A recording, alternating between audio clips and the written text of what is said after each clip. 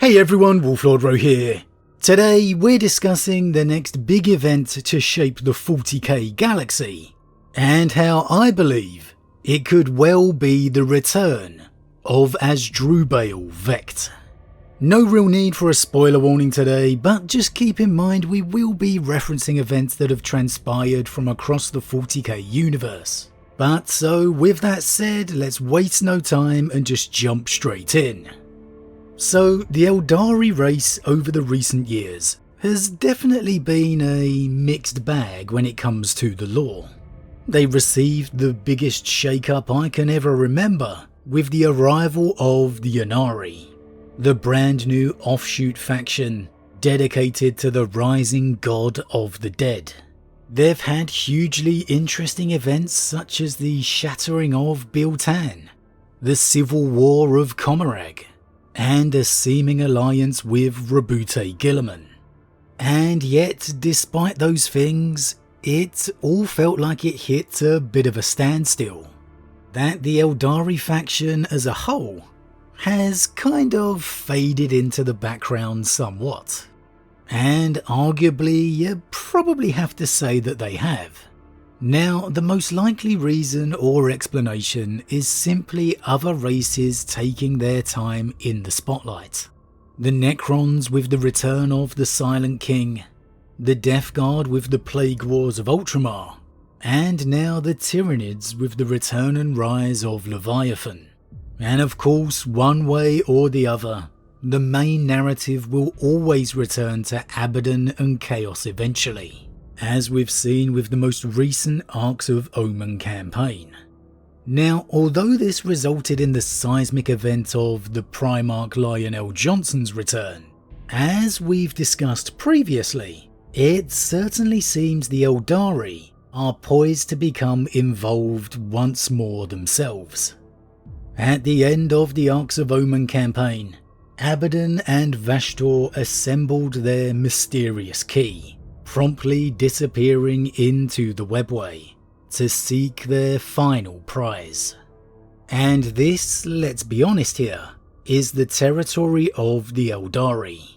Whatever the grand secrets of the Old Ones may be, it's the Eldari who remain its guardians. And so, despite the Tyranids returning and dominating the current narrative, a la the Necrons and the Silent King before them, you'd expect Abaddon and Chaos to return into focus as the edition moves on. And so it's the Eldari who you'd expect to rise to the fore also, with this possible war for the Webway. And indeed, you did feel it was kind of teased at the end of the Arcs of Omen event as well, with a conversation between an Inquisitor Cortez and an Interrogator Mace. "We must understand what we just witnessed," said Cortez. "Xenoform subrealm gateway activation. That is what the Tech Magus said. If that is so, where are the Eldari in this?" Mace frowned. "You are right, Lord. They have the power of foresight, and a more vested interest in the Labyrinth dimension than any. Why did they not intervene?" She gestured at the projector device, almost helplessly. "Some of their psychocast came to me in the guise of allies," said Cortez, half to himself. "Doubtless they sought to spend human lives in place of their own, so I rejected their entreaties. That cannot have been the limit of their efforts, however. The Eldari are ancient, their methods duplicitous and strange. We must understand their involvement in this, why they have remained aloof, or, if they have not, what prevented their intercession." So the Eldari had made limited appeals, it appears, to the Imperium, which were rebuffed by the Inquisitor. It'll be interesting to see if this gets referenced in the next sighting of Guilliman, who has had the Eldari representative Ilian Nataze within his council. I'd be surprised if such an event wasn't at least brought to Guilliman's attention by Nataze, or even Eldrad himself. However, regardless, as the discussion then hints, it's pretty likely the Eldari wouldn't have just asked the Imperium to deal with it, that they have in all likelihood been acting behind the scenes, away from the eyes of the Imperium. And I think they absolutely have to have been. Now, what the Eldari have been doing at this point, we just don't know. However, for the most part, you'd largely assume the efforts to have revolved around the Craftworlds and the Ynnari, the two factions of the Eldari race, who remain involved in the galaxy at large. Now, the Craftworlds can pull together a formidable might if they actually all act as one. Yes, they are a shadow of the once proud Empire, but it often gets forgotten how large and powerful the Craftworlds remain, why it's such a cataclysmic tragedy and shock when one faces tragedy, such as Eandon and the Tyranids for example.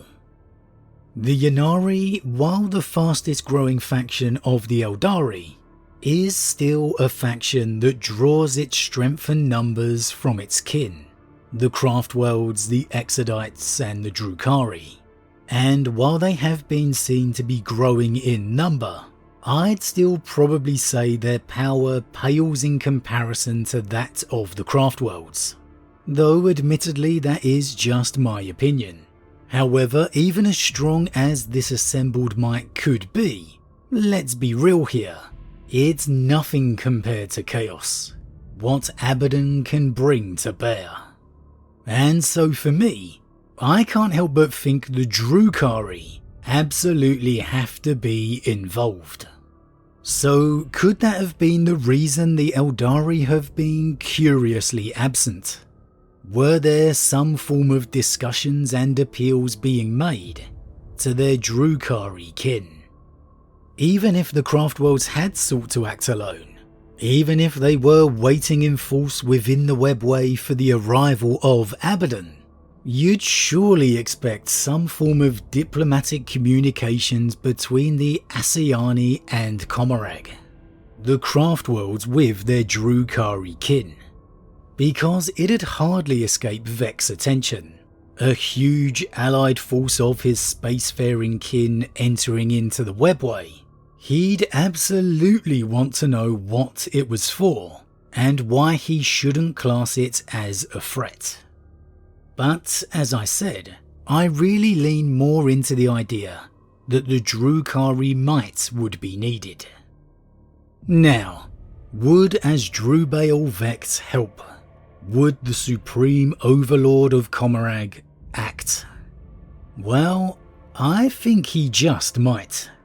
Not through some sense of loyalty to his race, not through some noble ideals for the galaxy, but because Abaddon entering into the Webway in force, literally tearing it apart to find his objective, could well spell the end of the Drukhari existence as they know it. Normally Vect can hide in the Webway, ignoring the plights of the material galaxy. However, not this time.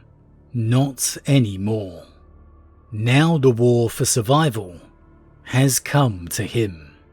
His home, his safe haven of the Webway, is under direct threat.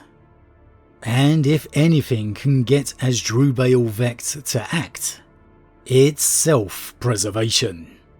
Who knows, the lock, the vault, however you want to describe it, that Abaddon is seeking, could even be within Commorragh, truly meaning the Dark City is the new front line. It's probably not. It's probably the Black Library or something else entirely. However, either way, this has become an issue that Vect cannot ignore. And seeing as he's been missing from the Drukhari tabletop for quite a while now, his return could and should be a very, very big deal. Commorragh is a bastion that predates even the Craftworlds, that Vect wields with an iron fist and the skill of a surgeon, playing out the various cults against each other to always ensure he comes out on top. I mean, he engineered a civil war just to ensure he could wipe out the influence of the Ynnari. He's probably the oldest living being in the galaxy, and with that wealth of knowledge comes a cunning to match. Vect and the Drukhari have always been a bit of a sideshow, a minor villain. But the truth is, the galaxy's lucky Vect has largely remained within the Webway, because he absolutely ranks up there with any of the other faction commanders. I definitely think the stage has been set for his big return to action, his big return at the end of this edition, in the climax of Abaddon and Vashtor's campaign, as the Eldari unify to stop it. We've had the Silent King, we've had Primarchs, loyal and traitor. Asdrubael Vect can absolutely stand shoulder to shoulder with those names. He lacks for nothing in terms of prominence. Yes, he's been lurking in the shadows for far too long, but maybe now he's about to reveal why that had been a very good thing. It also could work out pretty well with the tabletop. Again, Vect has not been in the Codex for a while now, and the Drukhari do have a pretty old range now, especially with a lot of others receiving updates. Maybe now it's the Drukhari's turn. Now, I will admit I do have another nagging theory, that it could all be leading to Kegarak instead, who, as legend has told, is also hiding within the Webway. Maybe he is somehow involved with this vault. However, while he could be involved, I'm not sure we could see a literal god on the tabletop. Maybe the arrival of his avatar instead. Though with the avatar of Cain and the avatar of Iniad already, I'm not sure that'd have the same kind of impact as Vect's return. So, for me, at this point, before the narrative does eventually return to Abaddon, I'm sticking my early claim on Asdrubael Vect, Lord of Darkness and Supreme Overlord of Commorragh, to be the 10th edition's big finale return. But as always everyone, what do you think? What are your early thoughts on where this narrative within the Webway is going to go? What are your theories as to why the Eldari have been curiously absent? Have they been assembling their might? And does it involve the Drukhari? Is it about time that Vect makes a triumphant return? And do you think his name deserves to be seen as prominent as the others? As always, leave your thoughts in the comments below. That's it for today everyone, just a bit of a quicker one today as I'm busy with a few hospital appointments. As always, a huge thank you to all my subscribers for your support. If you're new, please consider subscribing to help the channel grow. And if you enjoyed this particular vid, then why not drop a like on it too. But with that said, I am off, and I'll see you all again real soon.